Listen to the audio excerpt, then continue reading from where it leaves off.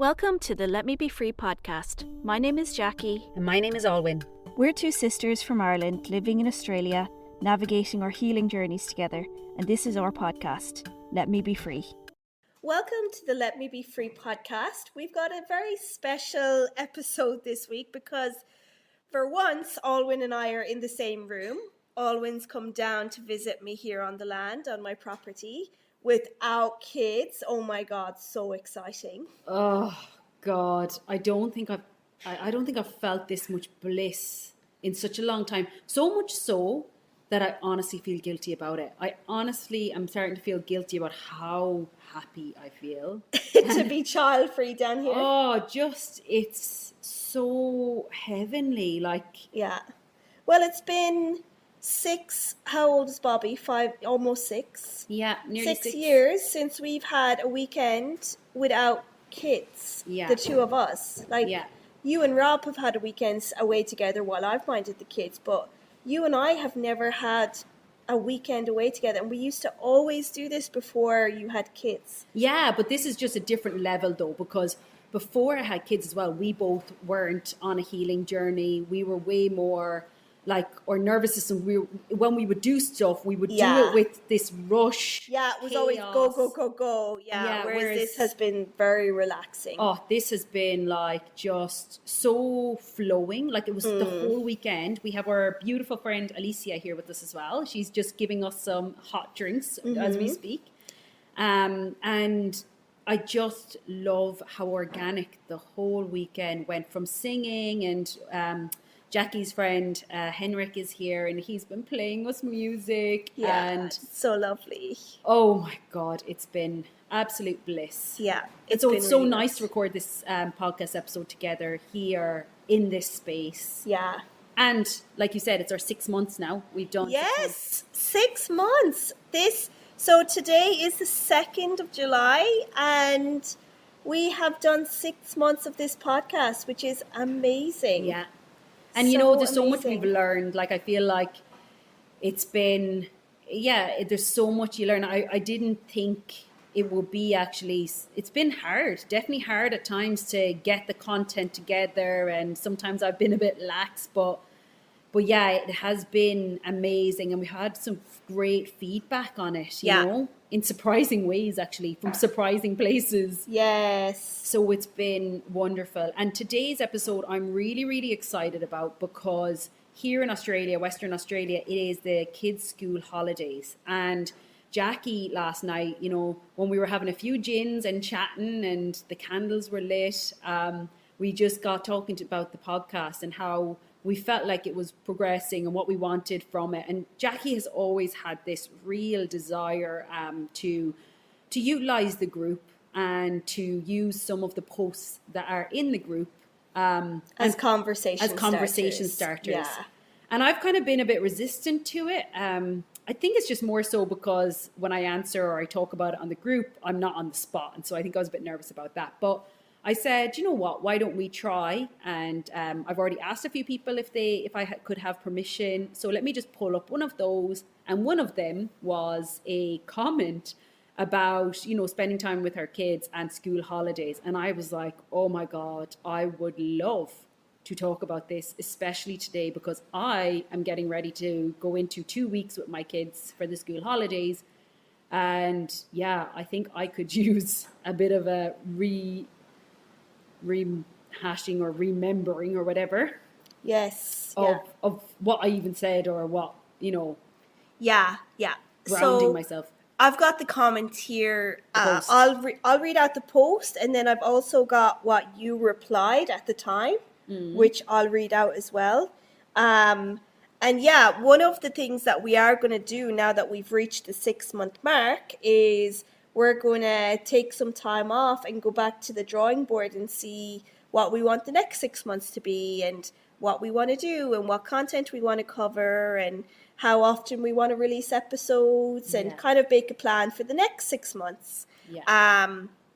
But yeah, so if anybody has any feedback or suggestions, please message them through to us, because over July and the month of August, we are going to be going to the drawing board and deciding what will be the next 6 months of the podcast. But for today, let's get into this post. It was from Bea, B-E-A. It says, "Hi all, I'm just wondering whether anyone else dreads spending time with their kids most of the time, and what sense you can make of this, perhaps linked to school holidays and the sheer amount of time spent with them lately. But I think it's more than this. It's a general feeling of dread. Whenever I know I've got to entertain and manage their feelings along with my own for an extended period of time, which I generally can't do well, I feel so much shame for this, and I know once they've grown and left home, I'll beat myself up for not treasuring the time. Feel like I can't win and just shouldn't have had kids. Then feel awful for thinking that, as I love them so much. Ugh." So I went down into the comments, and there were some great comments from so many people, but I just grabbed yours out of it to kind of remind you of what you said, because this was quite a while ago. You said, "I felt this way every single day for about 2 years. It was an absolute painful hell, especially since my boys were at home with me all day, every day. Unfortunately, there is no short answer to this response for me, because it took me a lot of digging and work to come to a place where I had healed enough to feel safe around my kids. The biggest thing I found was that I could not hold boundaries. I felt completely inadequate and a failure as a mother, coupled with my absolute fear of their emotions. And this combination put me into a 24-hour state of hypervigilance every time I was around them. My inner child felt absolutely terrified of my children, their needs, their wants, and her inability to feel safe. It honestly has been my biggest source of suffering, but also it is becoming my greatest source of healing, because ultimately I could not avoid being around them. I know what it feels like to be where you are, hun. If at all possible, I would highly recommend getting some support and coaching around it, with more clarity and awareness of why you are feeling the way you do around your children. You will then be able to do something about it. I remember people saying to me, 'Oh, enjoy them while they are young. It doesn't last forever.' And in my mind, I was saying, you have no fucking idea how much I want to enjoy them, but have no ability or capacity to do so. You have absolutely nothing to be ashamed of, Alwyn." So what's your take on that now? My take is that, oh my God, I'm still feeling that sometimes, and the shame that comes up for me, because I was just talking to Alicia before we got on here, and, the boys will be home now for the next 2 weeks. And again, I was saying the exact same thing as what Bea was saying. I just so desperately want to enjoy them. I want these 2 weeks to be enjoyable, and to not be stressed and anxious and reactive. And when I was listening to you writing that, and as I've been thinking about it now, I think there's many aspects of it. One is our inability to put our own needs first. I think that, I'm only going to just talk from my experience, because we're just about to go into the school holidays myself. And I'm just trying to run through, what is it that I need in order to be the best version of myself for these next 2 weeks, And when I feel into the anxiety, because there is anxiety that comes up when I think about being at home with the boys, the anxiety comes from this constant need to be everything to them all day long, meeting their needs at all times, because I'm so anxious of them having some reactive behaviors and then me losing my shit.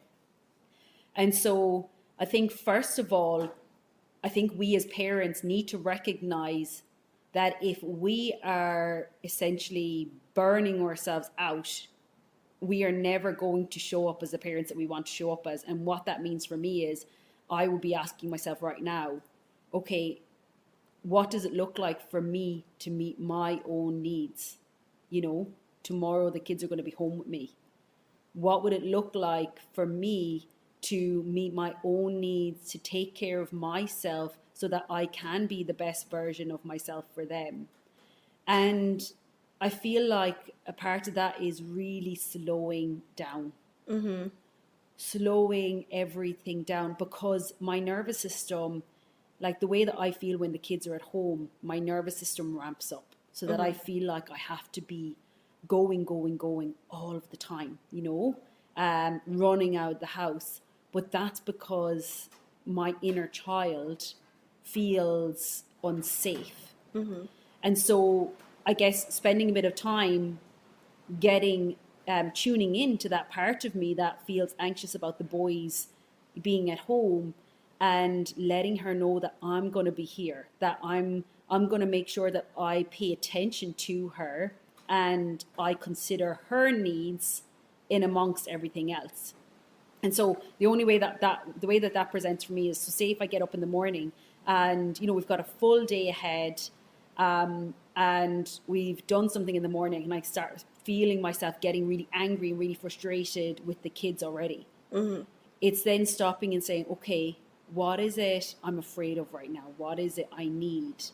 And in most cases, the reality is we haven't stopped to ask ourselves what we needed at all during the morning. It has all been about everyone else in the house and everyone else's needs. So in that moment, it's really reminding ourselves to check back in to how we are feeling, what it is that we are needing in each and every moment, especially when we're getting into that reactive state, and utilizing the TV, utilizing, whatever we need to do in order to get a break for ourselves, So, for example, if in the morning you can feel yourself getting anxious or whatever, then you say to the boys, okay, you can watch a movie if you want on your iPad or on the TV, and then you take some time in the garden to have a cup of tea or something. Is that what you're talking about? Yeah. Or as well, like just tuning in, just if for anyone, I guess, that does inner child work, or who does any type of meditative or any of that type of work, it's really trying to do anything that will bring your anxiety, your nervous system, help yourself feel safe, or whatever that looks like for you. A lot of the time, if they go on the iPad, and if I started watching a movie or something myself, I'm not relaxing or resting. And so, I think taking that time to find, to be there for yourself and find that safety is really important. I would imagine as well, just like not planning so much. Like, you seem to try to pack so many things into their weeks off. It's like, I can see what you're trying to do. You're trying to keep them entertained, I think, which then helps you feel like you manage better, because when they're entertained, you're kind of off the hook a little bit. But yeah, and that's exactly it. But sometimes by having so much to do, in a way, you're kind of making it even more anxious. Are you? No, because for me, it just depends on each person, right? But if you think about, say when you talk about Bay, she sounds very similar to me in my reactions. And so when I'm at home with the boys, I feel trapped. Yeah. So I feel like I'm always scanning. Even if I'm not, I'm always scanning and monitoring for, their behaviors, their how they feel. Are they, if they start getting a bit antsy, then I'm starting to get even more anxious. And so I feel like I'm trapped in a cage with two lions. Yes. And they're going to rip me to shreds at any moment, right? Yeah. So when I get out of the house, I feel completely free. So if we're at the playground, they're not needing me. They're not draining all of my resources, because they're off going down slides. They're happy out, running themselves ragged, and I don't have to deal with their big emotions. Yeah. Because in most cases, they never really have that many big emotions when they're out. It's only when they're at home. But the problem, and the greatest problem that comes with that, is for people like me and like Bay as well, the problem that really comes from that is, the kids never learn how to entertain themselves at home. They never learn how to just be at home because I'm always running, trying to pack in things, or I'm micromanaging everything. So the main baseline problem is that I am afraid that I am not able for their reactivity or their emotions. And so if I pack in lots of things outside of the house, then that means that, I don't have to deal with that reactivity. But it also means that I'm always running. Yeah. And then I get more drained, So in that, like, what I find is where the real work happens, I believe, is where you can, I was talking to a client recently about this. And so, she was just saying, like, why is it so hard to deal with emotions, like with other people's emotions or my own emotions? Why does everything seem so, terrifying and explosive? And I was just saying that, if you have a regular, normal childhood where you're allowed to express and feel, as a child, you'll do something. You might do something, or you might feel angry. You will allow yourself to get angry, process that angry. It's like a wave. You like feel the wave getting bigger and bigger, and the anger, and it's exploding. And then you feel that anger, and you come out the other side, and you keep walking. And then something might make you sad, and then you'll feel that sadness, and you'll cry, and you'll have a tantrum. And if you have parents that see the benefit of all of that and help you to just move through it, you feel the tantrum, and then you go the other side, and then you move on again. Mm-hmm. You don't get stuck on any of these. But for a lot of us who have had parents who weren't capable, or trauma, when we experience, say, anger or any type of emotion, we try and feel the anger, and then we get hit. We hit a wall because a parent then will shame us for that anger, shame us for that grief or that sadness, and so we don't get to go out the other side of that wave. Mm-hmm. And so then, whereas the people who have learned how to process their emotions safely, the ones who have gotten to feel the anger and continue on, in adulthood, they are people who respond to their children. Mm-hmm. So that means they're not afraid that their child is going to have a big emotion, because they can also, if they feel anger, if the mother feels anger, she'll feel the anger, but she knows that she can feel it, come out the other side and keep going. Mm-hmm. She's not worried about that. Whereas for people like us who have never learned how to process that, when I feel that anger, I get stuck, and it's like a volcano that gets bigger and bigger and bigger and bigger and bigger until it explodes. Mm-hmm. And like I was saying in the post recently, it's like it's like shitting on everyone. If you don't let yourself shit, then eventually you're going to shit everywhere, and you've no option with how that looks or how that's going to present. Mm-hmm. And so the only reason I'm saying this is for parents who as children were never allowed to feel their emotions mm-hmm. safely.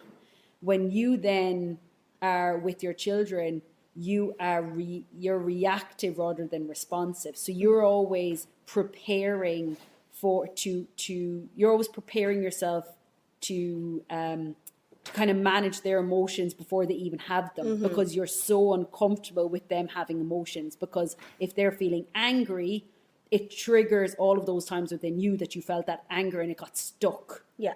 But when you're at home, if you can find that I guess courage and that safety to just stand back and allow your kids to move through those emotions and see them come out the other side and realize, oh, we all survived that one. It was, it's that then you can have a peaceful home environment and you're not so anxious all the time like I am. Okay. If that makes any sense. I don't even know. Yeah. So are there any, for example, this coming week, are there any specific things that you are going to do in preparation to make it so that this week is as pain-free as possible? That's a good question. I want to tune into it. I'll tune into my own self and see, let's just do a little experiment, okay? Mm-hmm. So all, you know, and that part of me, like I can feel that part of me now, like I feel the anxiety in my stomach, you know, at the idea of having the kids. And so I'll shut my eyes, and you can ask me some, you know, like what is it, or, you know, is just, you can ask me a few questions. I'll see what it is that comes up. Okay. Okay. So let me know when you got it.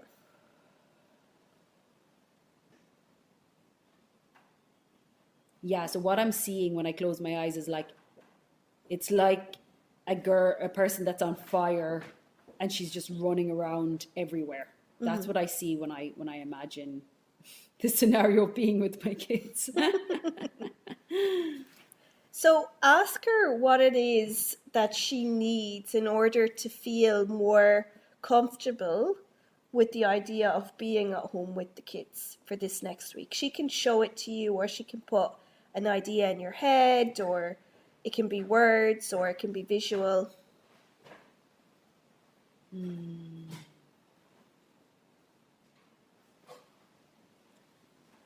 She needs to feel safe with the emotions. Like she needs to know that it's okay to feel the emotions, because what she's most afraid of is that she has to be with the boys all day long and afraid of their emotions. Yeah. Okay. So it's that fear. So when I feel this part, like she's just so afraid of the kids having big emotions. She feels really helpless. She doesn't know what to do. She honestly, she just starts crying. She's just like, she doesn't know how to fix them. She feels like she needs to fix them when they have emotions. And she doesn't know how to fix them. Okay. So ask her if there's anything that you can do for her, or anything that you can do to set up the boys so that she feels more comfortable. So what she's showing me is, when she starts feeling this way, I then get triggered and I start running. So I pack up the house and I'm like, okay, let's go. We'll go to the cafe, and then we'll go to the playground, and then we'll go to another playground. So rather than actually just slowing down and being there for her, just recognizing that this part of me feels really overwhelmed by their emotions, or just by the responsibility of taking care of their emotions. And what she showed me is mom and dad being at home and constantly being responsible for other people's emotions. She couldn't focus on her own emotions and feel safe in her own body, because she was constantly just scanning whether mom and dad were going to be okay or not okay, or react, or She was walking on eggshells. Yeah, and I feel the exact same way with the kids, and it's something that we've talked about, you know. Yeah. And so, yeah, it's that feeling of she can't take care of her own needs because she's spending so much of her energy and time taking care of the kids' needs, or not even taking care of them, preparing herself for them. Yeah. Yeah. And it's that fear, that hypervigilance. And so what she needs me to do is, rather than running out of the house, it's to slow down and show her that I've got her. That mom and dad aren't here anymore, because the boys can't hurt me. Mom and dad could hurt me. Yeah. And so she had every right to be afraid. But we are still living in that belief system that I'm in the house with mom and dad, trapped in the house with mom and dad, and I'm not here with my two little boys who I want to love and enjoy and be with, you know? And so you as an adult are here with your two young kids. She as a child is in the house with her inconsistent, uncontrollable mother and father. And so she wants you to just hold space for her in that moment when she's kind of getting triggered. She wants you to kind of be the strong parent type and hold that space for her, rather than just kind of running. Yes, rather than letting her, she has too much power is what she's saying. Yeah. So when she feels she's getting triggered. So it's pattern recognition, So it's the same pattern. We're in a house. There's these two people who need her. So that triggers the exact same pattern of being at home in Ireland with my parents who needed her to be something all the time. Yeah. And so what she's saying is she has too much power. Like kids hate when they have all the power. That's why they become so uncontrollable. They need a confident leader to show them that it's okay to have all these emotions and feelings because I'm here for you. I surround you. I love you. So what she's showing me is when I start feeling all of this anxiety, what's happening is the fear of being trapped at home with mom and dad. She's being triggered by that. Yeah. And she needs me to, rather than speeding up and running, she needs me to slow down more and to really be with her. And she's showing me that it's like focusing solely on her, like ignoring what the boys are doing. Like they're going to be fine. If they're fighting, they'll be fine. But just keep on reminding her, you're here, you're with me, you're in Australia, you're safe. It's Bobby and Shay, they're kids, and you're not responsible for them anymore. And you're safe, and I love you, and you don't have to be afraid. And just allow her to feel all of those big feelings, but instead of running away from her or with her, be that confident leader so that she doesn't feel like, she's alone in all of these big feelings. And what she's showing me then is once she feels safer, then we as a whole become more present in the moment. And then I can show up for the kids and actually enjoy them. Yeah. But it's not until she feels safe and is confident that I'm not at home with mom and dad, that I'm not in any danger, that I can actually be present and actually then, spend some time with the kids that's a bit more slower and more enjoyable, And so is it worthwhile making it so each morning before the kids are up, or maybe in the morning while they have TV time, you actually set aside some time to just tune in to her and see how she's going? And like, is that worth doing or what? Because I'm conscious that, I think the kids are off for 2 weeks. Yeah. And that's a lot of days. And so I'm wondering if there's like a daily practice that she wants you to do to kind of keep you on track and her on track.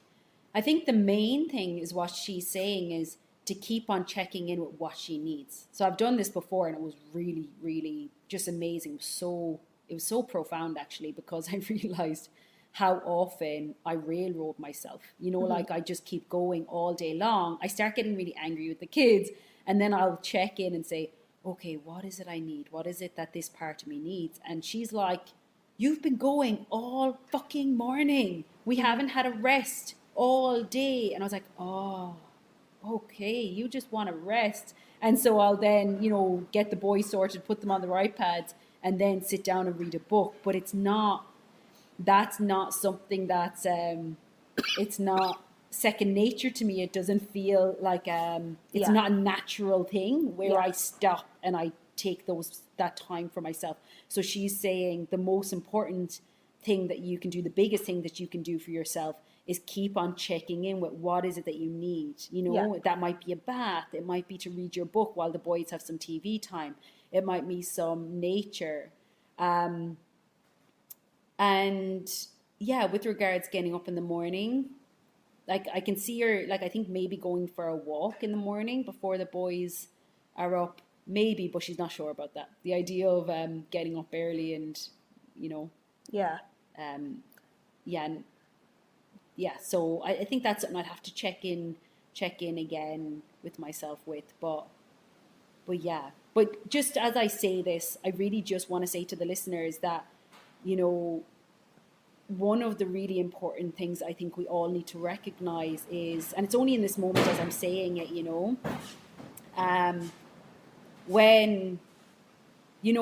when I'm at home with the kids, the fact that this little part of me believes that she's at home with my parents is really, it's really painful. Like, it's really traumatic, you know, it's really a difficult place to be in.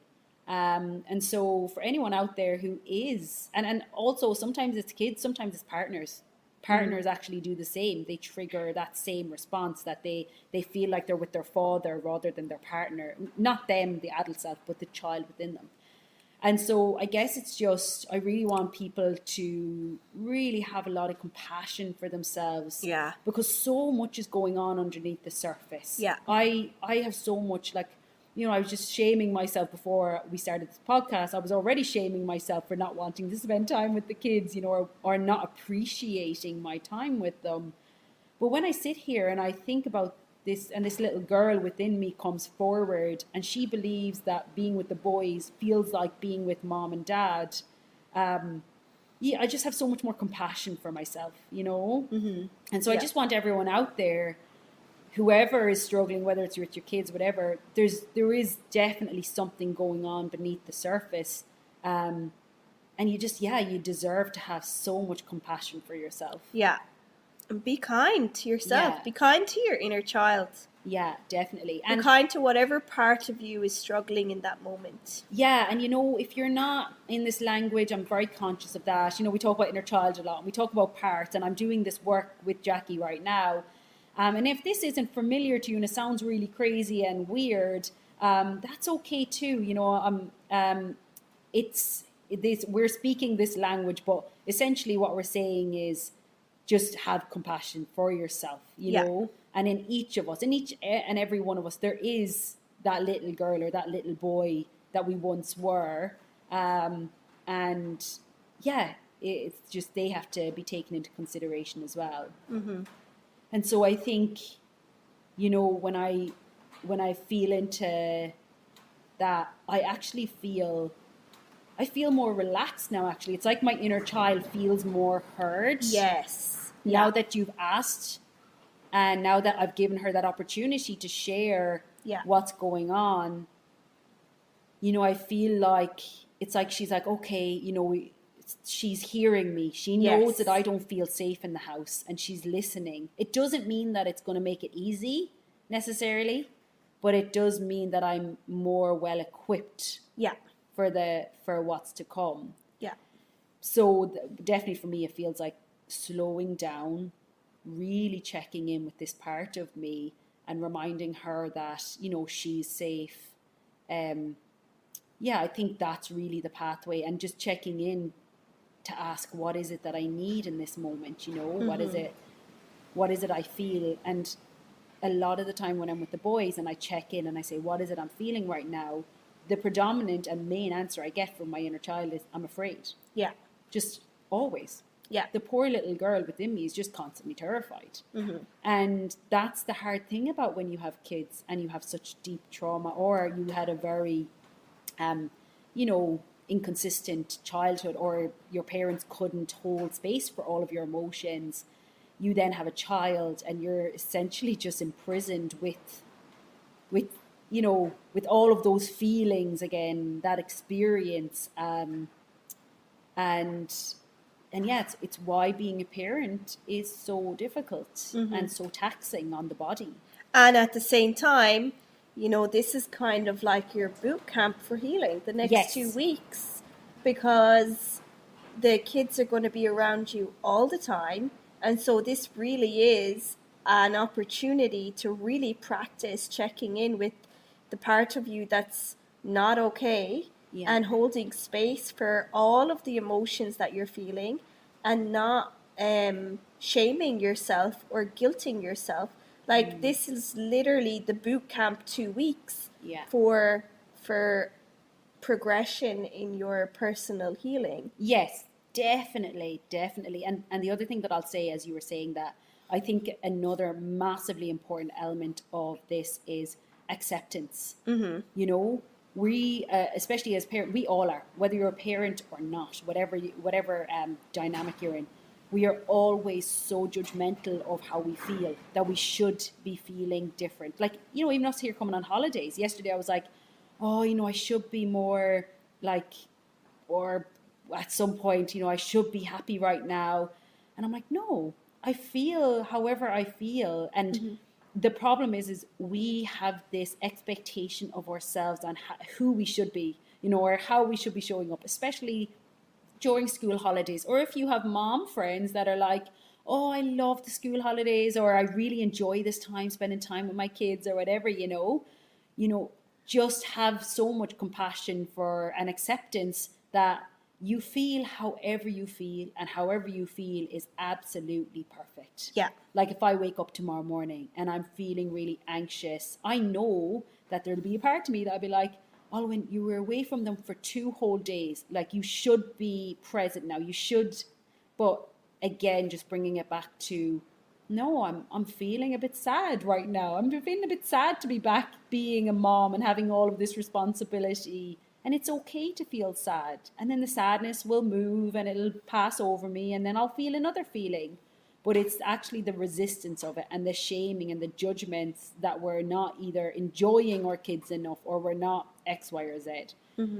The best thing that we can do is just accept where we're at in any given moment, and just move with it, flow with it, and realize that it's only temporary. Yeah. And like you said, it is such a great opportunity to heal. And that's why I think, like, when they have retreats and stuff, and like, I don't think that things like that work really well for parents, because I always found that every time I tried to go away and heal, I would think I would feel amazing and I'd feel so much better. And I'm like, oh, I'm going to be amazing. I'm going to be a much better mom when I get home and after this retreat and everything. And then I get home and I would be a basket case because I wasn't having all of those triggers when I was at the retreat. So I was in a totally different space. And then I'd get back, dumped into the same triggers all over again. And it's just, I felt like there was even more judgment. So it's actually self-judgment, yeah. That, you know, oh, it didn't fix me. Yeah. But it's only taking one step at a time. And I think that's the most important thing. Yeah. You know, one step at a time. Great. Well, good luck. I think we'll leave it there. Yeah. Have a great week, guys. Everybody who's listening, if you are on school holidays with your kids, good luck. And post any comments on the page about how it's going for you. Bye, guys. Thanks so much for tuning in today, guys. If you haven't done so already, please join our Facebook group, Let Me Be Free, The Wounded Inner Child, and post either anonymously or not what's going on for you in your world. We'd also be delighted if you would share this podcast or the Facebook group with one person who you think would benefit from the information. Be along, Mahaguf. Have a beautiful day.